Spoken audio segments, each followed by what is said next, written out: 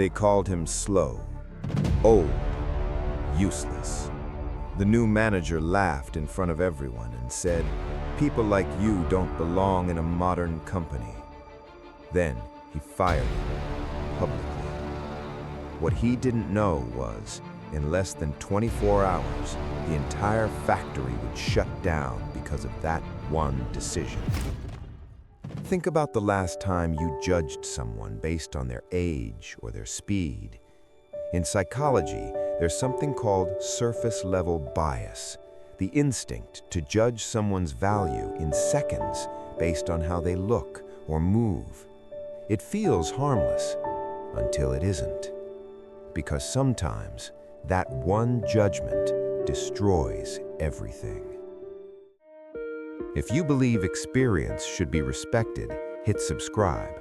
Also, let us know which city you're watching from. Now, let's get back to the story. The factory never stopped. Not really. Even when machines paused, there was always movement, noise, purpose. And at the center of that system was a man most people ignored. Mr. Rahman. Older, quiet, slow. At least, that's what they thought. He moved carefully between machines, checking details others overlooked, adjusting panels no one else touched, fixing problems before they became visible. He never explained himself, because he didn't need to. Until the new manager arrived. Rahman, young, sharp, loud with confidence. From his first meeting, he made his position clear. "This place is outdated," he said. "We're fixing that." He walked the floor like everything was inefficient. And then he saw Mr. Rahman, standing at a control panel, working slowly, precisely. Rahman stopped, watched, then laughed out loud. "What is this?" he said. "Is he working or just wasting time?" No one answered, because everyone knew something he didn't. He stepped closer. "Hey," he called.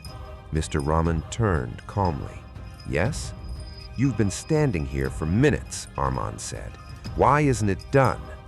"Because it needs to be done correctly," Mr. Rahman replied. That answer triggered him. Rahman laughed again.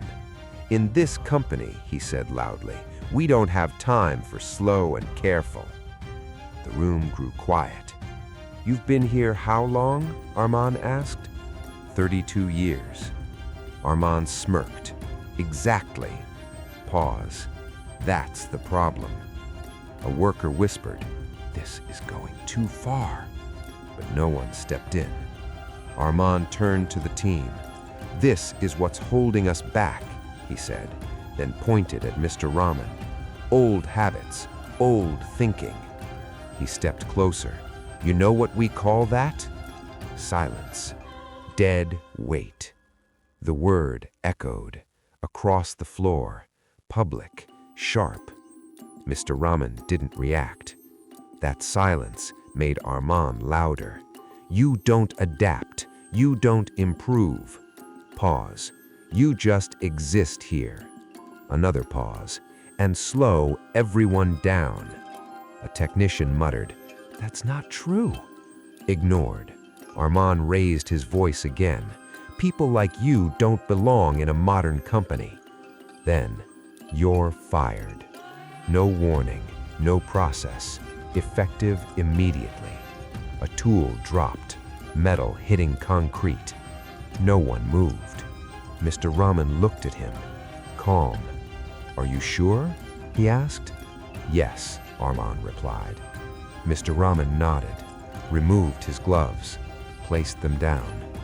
"I hope everything runs smoothly," then walked away. No anger, no resistance, just quiet. At first, nothing happened. A delay, a warning light. Then, everything started failing. "Pressure spike," someone shouted. "System lag, controls not responding." Alarms began, one, then many, louder, faster. The entire floor shifted from routine to chaos. Rahman rushed in. "What's happening?" he demanded. "No idea," someone shouted. "The system's not responding. Reset it. We tried." A screen flickered, then died. A machine stopped, then another. Production slowed, then stopped completely. Silence, except alarms and panic. Then a timer appeared. Critical failure, 45000. Countdown, real, visible. "What is that?" Rahman asked. No answer. "Talk to me," he shouted. A senior technician stepped forward. "That's a collapse protocol. How do we stop it?" Silence. "We don't know." Everything changed. "What do you mean you don't know?" yelled Rahman. "You work here." An engineer said quietly, "Mr. Rahman handled this system." Silence. Heavy. Rahman froze. "No, that's not possible. He built the manual overrides," another added. "No one else knows the sequence." The timer dropped. 39:12. Panic escalated. Machines overheating. Workers backing away. "We're gonna lose everything," someone shouted. Rahman grabbed his phone, hands shaking, called the owner. The owner arrived fast. "What happened?" he demanded. "System failure, unexpected. Who maintains it?" The owner cut in. Silence. Then, "Mr. Rahman." The owner's face changed instantly. "Where is he?" Rahman spoke quietly. "I fired him." Silence. Absolute. The timer. 32:05. "You fired the one person who understands this system?" the owner said. Rahman couldn't answer, because now he understood. Too late. "Call him," the owner said. "Now." Rahman dialed, hands trembling. The phone rang, then answered. "Yes?" Calm voice, unchanged. "We need you back," Rahman said. Pause. "I thought I didn't belong," Mr. Rahman replied. Silence filled the room. "We made a mistake," Rahman admitted. The timer, 29:44. Pause. Then, "I'll come," he said. He returned the same way he left. Quiet, calm, unchanged. But the room was different. Respect. Real. Urgent. "Can you fix it?" the owner asked. Yes. No hesitation. He stepped to the panel, hand steady, precise. One switch. Pause. Another. Sequence. No one spoke. The timer, 18:22.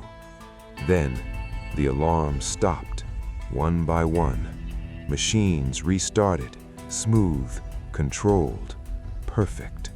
The system stabilized. Silence returned, but not the same silence. This one understood. The owner turned to Rahman. "You're done." Final. No argument, because truth had already spoken. Mr. Rahman wasn't slow. He was precise. He wasn't outdated. He was the system. Mr. Rahman removed his gloves again, same quiet motion. "We'd like you to stay," the owner said. "I will," he replied, then added, "but things will be done properly." The owner nodded. Mr. Rahman looked around the room, then said, "Experience isn't something you replace." Pause. "It's something you respect." It makes you wonder, how does something built over 30 years collapse in less than a day? The answer lies in a principle. Never remove something until you understand why it exists. Rahman saw slowness. He missed mastery. He saw inefficiency. He ignored experience. But true experience isn't loud. It's quiet, invisible, until it's gone. Because when you remove someone like Mr. Rahman, you're not just removing a worker, you're removing the system itself.